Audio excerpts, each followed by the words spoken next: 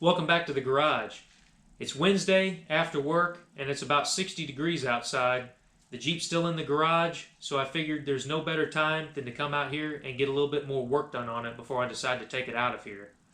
The first thing I wanted to cover in this video is to say thank you to everybody who commented on the Jeep in the last video. I got a lot of great comments on different ways I could try to start this Jeep with the wiring being screwed up. There was people giving me all kinds of information on the starter that should be on this Jeep, and there was even one or two people that said they would try to track down some kind of a wiring schematic for me, and I really appreciate that because, I'm not a mechanic, I'm like most of you probably watching this video right now, work a normal job during the day, and they like to wrench on stuff at night or on your free time, so I really thank you for all of the information that I got and for all of the comments. It really means a lot. Now, I'm going to take you down off the camera stand. We're going to do a little bit more work on the Jeep. Now, a few people commented and said there's only 2 wires on the back of this ignition. Well, that's what I was going with off of the old one. So that's why I hooked it up and I tried it just like it was. There's 2 buttons here. This one is stuck pretty bad. I'm not sure what it goes to. And there's one up here. This one moves in fairly easily, so this may be the starter button. Somebody in the comments actually said that too, above the ignition. That's probably the starter button, so I may try that. It's always a good idea when you're hooking up a battery or putting one on a charger, anything like that, is to have some safety glasses on. Because if you're like me, chances are you've probably heard numerous horror stories about people hooking batteries up and having them blow up in their face.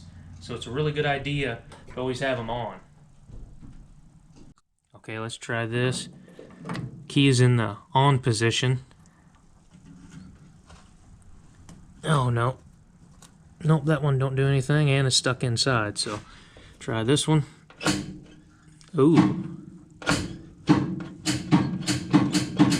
think we have a winner here. Yep, I think that's going to actually do something there.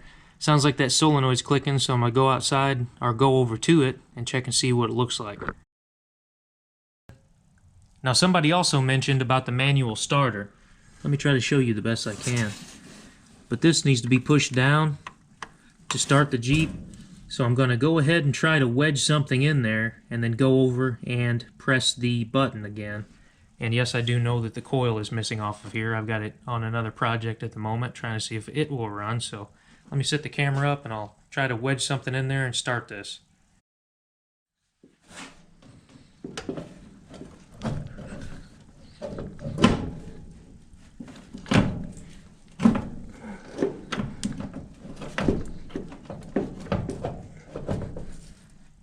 Now that actually does have it pushed down, so let me go over here and hit the button and see what happens.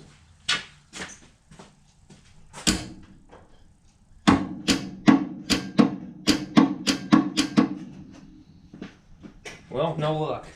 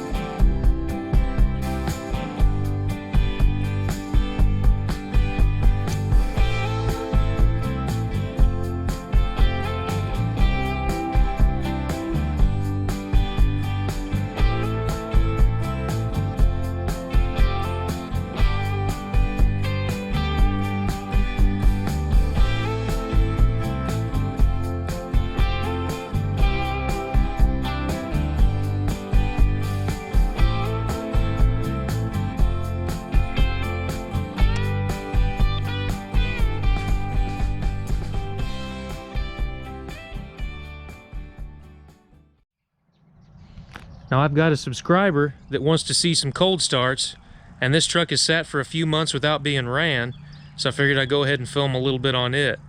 Now this is a 1977 Chevy C70. It has a remanufactured 3208 Caterpillar in it, and a 5 and a 4, yes, a twin stick transmission. So let me get the camera set up inside the cab and I'll show you a little bit more about it. Okay, time to start this old truck, and the subscriber of mine doesn't want to see any kind of editing when it comes to starting this. And this truck has a buzzer that goes off if the air pressure's low. Now this truck is sat for about 8 months, and I'm not going to destroy my hearing with that buzzer, so I got some earplugs, got the camera set up outside, and you'll see this thing start up.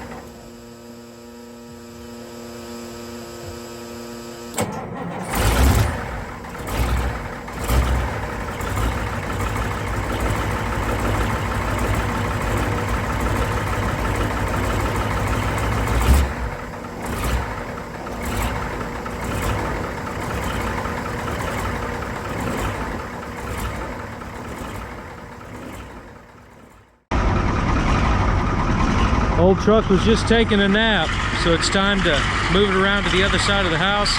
It's going to get some newer wheels and tires on the back. The truck's got a little bit more than 90 pounds of air in it, so let's go ahead and move this truck around to the other side of the house. Take the transmission, put in first, put the auxiliary in second. Kick off the air pressure. Let's go.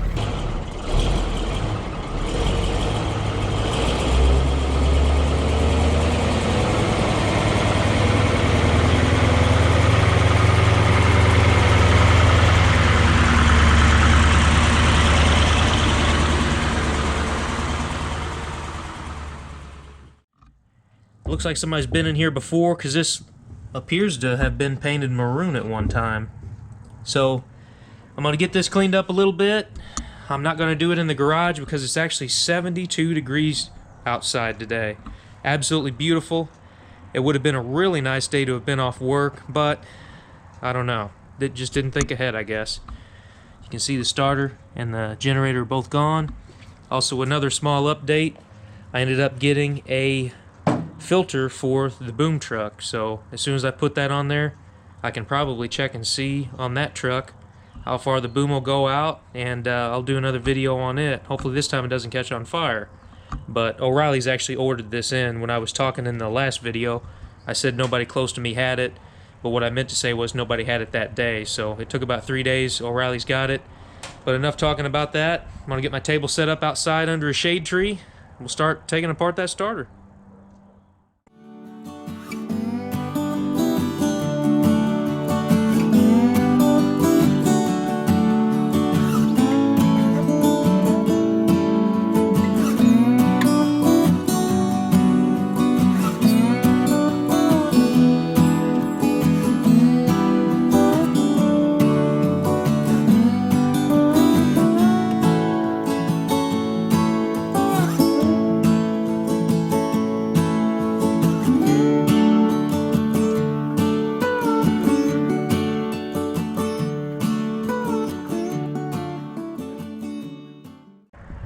I may actually pause on this for right now because I can see the brushes down inside.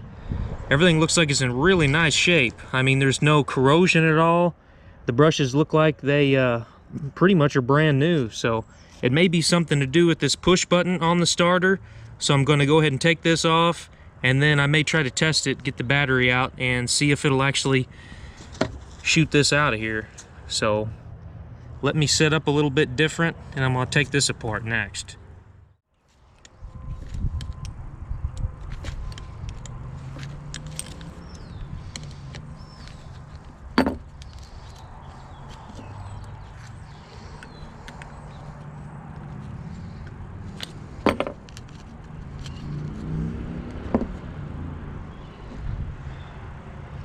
I think that may have had something to do with it. This thing is, yeah, it's packed full of mud, corroded up really badly. So I think I may have saved myself a lot of time here. I can clean this up with some sandpaper, clean this out, put it back together, and maybe see if hitting the button on it will actually do something now. Before, while this was on here, this is limiting how far it will actually engage with all this mud.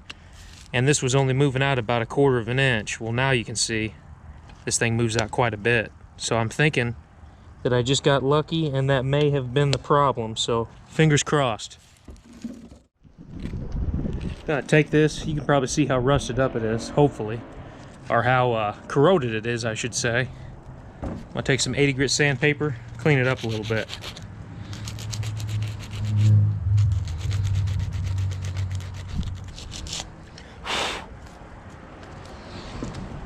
Alright, hopefully you can see how nice. Let me see if I can tell on camera. Yep, it's shined up really nice. Now I've got to clean the inside of that right there, and that might be a little bit more labor intensive. But that's shined up nice on the starter. Hopefully I can clean that up, put it back together, and see if it'll work. Okay, I've got this cleaned up really well too. You can see when the button gets pushed, it makes a connection down inside. It connects from the bottom to this top piece right here. So I got that all cleaned up really nice. I'm gonna put it back together, hook a battery up to it, and see what happens. Alright, I got the negative cable grounded to the body of my starter. I got the positive on this solenoid, so let's see what it does.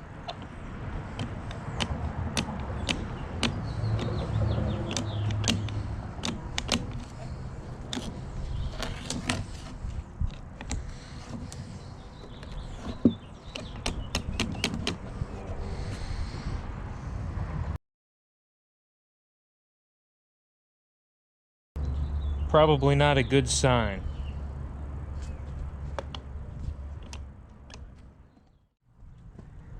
I had a lot of great comments that said that this might be positive ground, and then a few that said it might be negative ground, and I've tried either way, just can't get the starter to do anything, so probably gonna have to tear it all the way apart. I want to say thank you to everybody out there taking the time out of their day to watch my videos. I really do appreciate that, and I've also been getting a lot of really nice comments and helpful tips and tricks, and that's much appreciated. So thank you very much for that. If you did like this video, please give it a thumbs up, leave a comment or a question down below. Consider subscribing if this is the kind of content that you're into. If you would, also check out my buddies at Central Oregon Shenanigans and the Fox Shop. Their channel links will be in the video description below. And just a friendly reminder that it doesn't matter if you're working on your project in a garage or in your driveway. What matters is that you go out there, you do the job yourself, and you learn more about your project, whatever that project may be. My name is Zane, and I'll catch you next time.